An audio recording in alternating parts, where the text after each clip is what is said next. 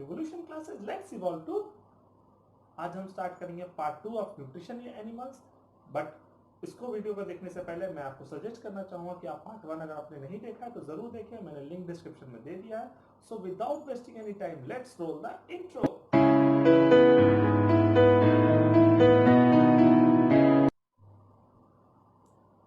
Topic को start करने से पहले मैं आपसे कहना चाहूंगा that please like, share, subscribe the channel and don't forget to comment, क्योंकि कमेंट से हमें मोटिवेशन मिलती है और हमें अंदर से किक मिलती है। किक का मतलब फिर से बता दो, लात नहीं, मोटिवेशन ही होता है अंदर से। इंटरनल रश को हम किक बोलते हैं, ताकि हम आगे भी आपके लिए ऐसा वीडियो लाते रहें। तो चलिए हम अपना टॉपिक स्टार्ट करते हैं, जो कि हमने लास्ट क्लास में जब जहां तक देखा था उसके बारे में एक छोटा सा रिविजन कर ले। तो लास्ट क्लास में हमने देखा था कि डाइजेशन इन ह्यूमन बीइंग्स में स्टार्ट कैसे होता है, माउथ से स्टार्ट हो जाता है। उसके बाद फूड जो है वो टंग के हेल्प से स्वॉलो होने के बाद फूड पाइप के थ्रू पहुंचता है स्टमक में, और स्टमक जो है फूड को बहुत 2-3 घंटे तक स्टोर करता है, थोड़ा सा डाइजेशन करता है और उसको काइन में चेंज करता है, जो कि एक व्हाइट पेस्ट।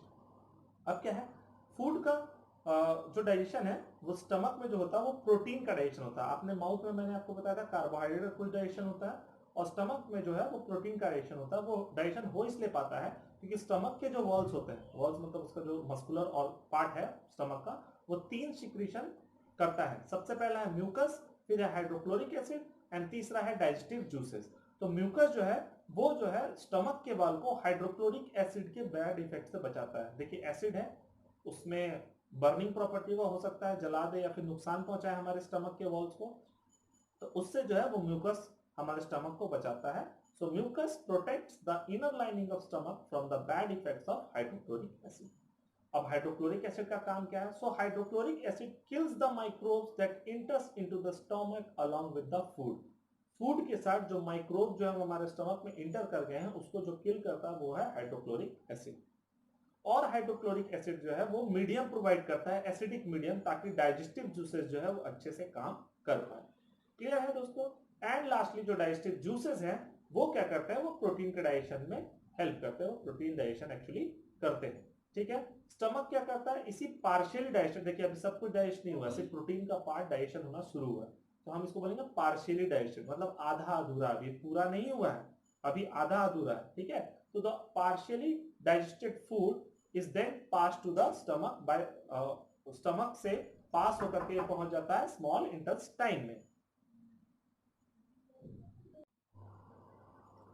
तो स्मॉल इंटेस्टाइन क्या है, ये 7.5 मीटर, अराउंड 7.5 मीटर, करीब 22 फीट के भी से भी ऊपर हो जाता है, इतना लंबा ये लॉन्ग ट्यूब होता है हमारे बॉडी में, जो कि हाईली कॉइल्ड है। ठीक है, small intestine is a 7.5 metre long tube, coiled tube that helps in final digestion of food and absorption of food। Small intestine में फूड जो है फाइनली डाइजेस्ट भी होता है और जो है वो एब्जॉर्ब भी होता है।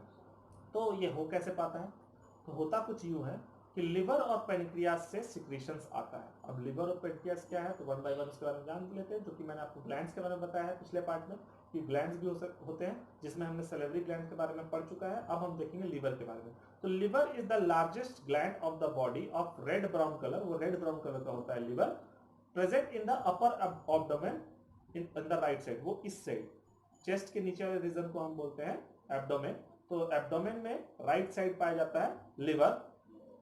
उसका काम होता है it secretes bile juice, bile juice को सिक्रेट करता है, लिवर सिक्रेट्स बाइल, BILE। और बाइल जूस क्या करता है, helps in digestion of fats. तो लिवर का जो बाइल जूस आता है वो फैट्स के डाइजेशन में हेल्प करता है स्मॉल इंटेस्टाइन में। ठीक है, अब बात करते हैं पेनक्रियास की।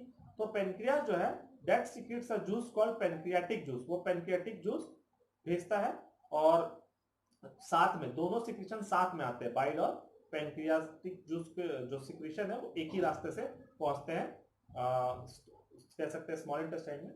और लिवर का जो सिक्रीशन है वो स्टोर होता है गॉल ब्लैडर में। गॉल ब्लैडर एक ऑर्गन है, लिवर से ही एसोसिएटेड होता है। तो लिवर का जो भी सिक्रीशन है, यानी कि bile juice, that is stored in gall bladder. तो गॉल ब्लैडर का काम क्या है दोस्तों, to store the secretion of liver, that is bile. तो बाइल जब पहुंच जाएगा स्मॉल इंटेस्टाइन में, और पेनक्रियाटिक जूस जब पहुंच जाएगा स्मॉल इंटेस्टाइन में, तो उसके बाद फाइनल डाइजेशन कंप्लीट हो जाएगा।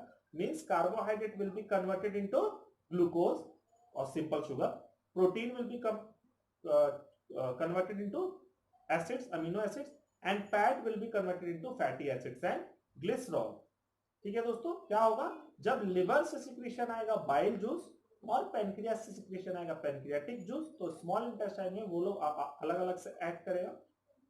तो फूड का जो कार्बोहाइड्रेट पार्ट है, partial digested carbohydrate, that will be converted into glucose. Protein का जो पार्शियल डाइजेस्टेड पार्ट है, जो कि स्टमक में ही पार्शियली डाइजेस्ट हो चुका था, वो that will be converted into amino acids. And fats, जिसका डाइजेशन स्मॉल इंटेस्टाइन में ही चालू हुआ है बाइल के एक्शन से, that will be converted into fatty acids and glycerol. और यहाँ पे फूड का डाइजेशन कंप्लीट हो जाएगा कहाँ पे, small intestine. So the final digestion of food occurs in small intestine. और स्मॉल इंटेस्टाइन का ये भी फंक्शन है कि उसका एब्जॉर्प्शन भी फूड का वही करता है, वहीं पे होता है, that is the site of absorption of food. और स्मॉल इंटेस्टाइन को हम site of final digestion of food भी बोलते हैं। तो स्मॉल इंटेस्टाइन में क्या होता है, स्मॉल इंटेस्टाइन के वॉल में ऐसे स्मॉल फिंगर लाइक प्रोजेक्शन होते हैं, फिंगर लाइक प्रोजेक्शन, ठीक है, जिसको हम बोलते हैं विली, VILLI। विली क्या है, विली में बहुत सारा ब्लड कैपिलरीज का सप्लाई होता है। तो फूड क्या होता है, डायरेक्टली विली में आ जाता है स्टमक से, और विली के अंदर चला जाता है। विली क्या करता है, उस फूड को ब्लड तक पहुंचा देता है, कैपिलरीज में ब्लड होता है, और ब्लड जो है उसको अलग अलग बॉडी पार्ट तक फूड को पहुंचा देता है। तो कुछ इस तरह से एब्जॉर्प्शन होता है through small finger like projection called villi present in the surface of intestine. Villi has a supply of capillaries that helps in absorption of food and transportation of food to different body parts. तो अभी तक हमने जो alimentary canal का mouth में देखा, teeth और टंग का फंक्शन, सैलिवरी ग्लैंड का फंक्शन देखा, फूड पाइप का फंक्शन देखा, स्टमक का फंक्शन देखा, स्मॉल इंटेस्टाइन का फंक्शन देखा। अब जो बचता है वो है large intestine, rectum and anus. तो लार्ज इंटेस्टाइन जो है, इसको लार्ज इसलिए बोलते हैं, एक्चुअली ये लेंथ में बड़ा नहीं है, इसका डायमीटर, मोटापा बड़ा होता है as compare to small intestine, ठीक है। मोटे लोगों को लार्ज बोला ही जाता है, आपको पता ही। तो लार्ज इंटेस्टाइन जो है उसका बेसिक काम होता है वाटर एब्जॉर्ब करना, और कुछ सॉल्ट्स और कुछ आयंस, इलेक्ट्रोलाइट जो हमारे बॉडी के लिए इंपॉर्टेंट है, उसको वो एब्जॉर्ब करना। तो basic function of large intestine is to absorb water, ठीक है। और उसके बाद लार्ज इंटेस्टाइन कुछ बैक्टीरिया जो हमारे बॉडी का है वो भी ऐड कर देता है अनडाइजेस्टेड फूड में, जिसको रिमूव करना है हमारे बॉडी से, ठीक है, जो कि हमारे इंटेस्टाइन रीजन में पाया जाता है। तो वो बैक्टीरिया भी फूड के अनडाइजेस्टेड फूड के साथ एड अप हो जाते हैं ताकि वो बॉडी के बाहर जा सके। सो अनडाइजेस्टेड फूड जो है, ठीक है, वो अनडाइजेस्टेड फूड जो है जाके रेक्टम में स्टोर हो जाता है। रेक्टम, लार्ज इंटेस्टाइन के बाद जो ऑर्गन है दैट इज रेक्टम, उसमें अनडाइजेस्टेड फूड जो है वो स्टोर हो जाता है। एंड उसके बाद एनस है, जो कि आउटर ओपनिंग है, जिसके ओपनिंग से जो अनडाइजेस्टेड फूड है वो बॉडी के बाहर आ जाता है, और कुछ इस तरह से इजेशन प्रोसेस कंप्लीट हो जाता है through the opening called anus.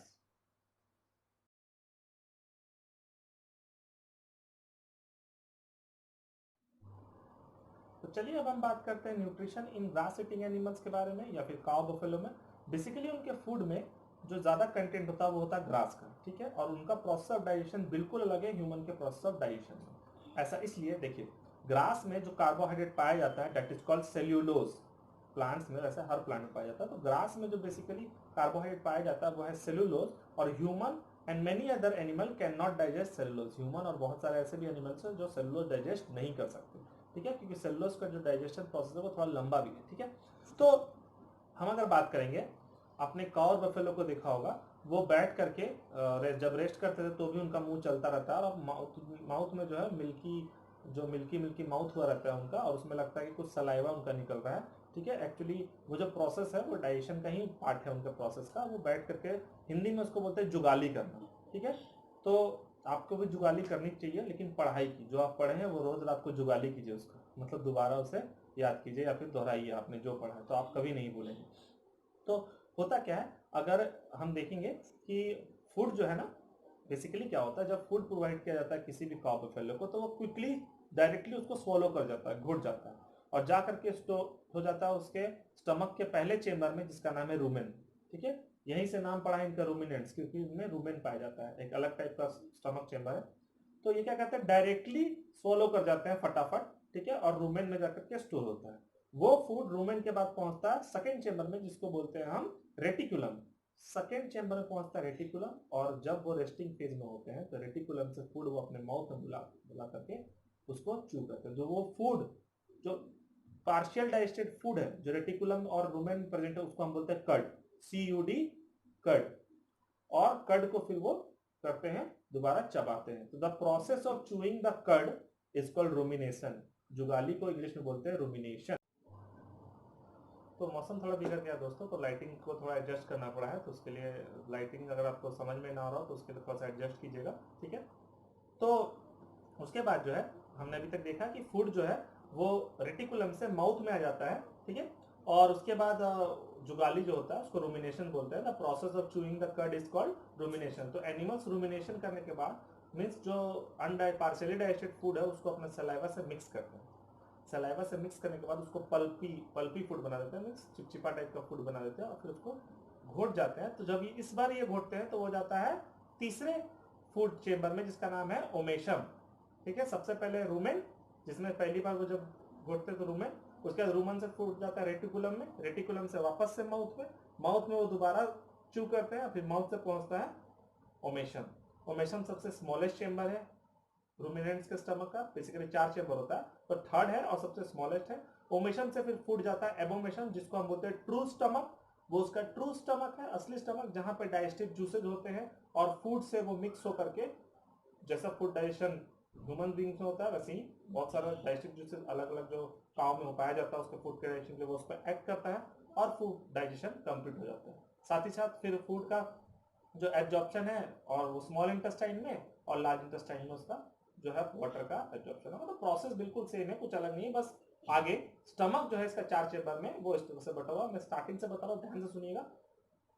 काव बुफेलो जो ग्रास ईटिंग एनिमल होते हैं वो डायरेक्टली स्वलो कर जाते हैं फूड को, अपने सबसे पहले स्टमक चेंबर में भेजते हैं फूड को, जिसको हम बोलते हैं रूमेन।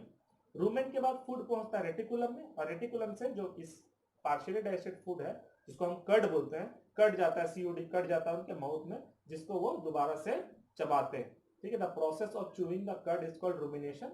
आफ्टर रूमिनेशन ये फूड जो है सलाइवा से मिक्स होकर के पल्पी फूड में चेंज चुका होता है, और जब ये फूड दोबारा स्वॉलो होता है तो फिर पहुंचता है third chamber and the smallest chamber of the stomach called omission. Omission के बाद ये फूड जाता है ट्रू स्टमक में, जहां पे डाइजेस्टिव जूसेस पाए जाते हैं जिसको बोलते हैं एबोमेशन, और वहां पे डाइजेशन होता है, फिर स्मॉल इंटेस्टाइन में एब्जॉर्प्शन वगैरह होता है। प्रोसेस बिल्कुल यहाँ से सेम। नाउ यहाँ पे एक सवाल उठता है कि क्यों इतना लंबा प्रोसेस एनिमल्स में आया है डाइजेशन का। तो ये एक्चुअली आप बोल सकते हैं ये प्रिवेंटिव मेजर की तरह आया है, क्योंकि एनिमल्स जो है उसको खाने के लिए, जितने भी ऐसे एनिमल्स है, डियर, काव, लायन, वो जंगलों में जब रहते थे तो उनको खाने के लिए कार्निवोरस कहीं पे भी रहते थे, तो ये क्या करते थे, जैसे ही फूड मिलता था तो जल्दी जल्दी फूड को स्वॉलो कर जाते थे, और जब किसी सेफ जगह पे पहुंचते थे तो वहां पे जाकर के फिर जुगाली करना शुरू करते थे। तो ये इनका प्रोटेक्टिव मेजर था, जहां जो इनके अंदर डेवलप कर गया। ये जहां जैसे ही खाना तुरंत से मिलता है ये उसको स्वॉलो कर जाते हैं तुरंत से, ताकि उसके बाद वो तुरंत किसी प्रोटेक्टिव जगह पे, किसी ऐसी जगह पे पहुंच पाए जहां पे उनको खतरा ना हो, फिर वहां पे वो वापस से जुगाली करना, रूमिनेशन करना शुरू करते हैं, ठीक है दोस्तों। तो यहाँ पे आपका चैप्टर कंप्लीट होता है। तो हम यहाँ पे ये चैप्टर कंप्लीट होता है और ये वीडियो भी यहाँ पे कंप्लीट होता है। उसके लिए मैं आपसे कहना चाहूंगा कि प्लीज लाइक करें, शेयर करें, सब्सक्राइब करें और कमेंट करें। और जाते जाते शायरी सुना दूं आपको, जो मुझे याद आ रहा है कि पहली बार नजरें किसी पे ठहरी है, पहली बार नजरें किसी पे ठहरी है, उसकी आंखें सागर से भी ज्यादा गहरी है। पहली बार नजरें किसी पे ठहरी है, उसकी आंखें सागर से भी ज्यादा गहरी है। थक गया हूँ अपने प्यार का इजहार करते करते, थक गया हूँ अपने प्यार का इजहार करते करते, 2 महीने बाद पता चला वो तो बहरी है। Till then good bye.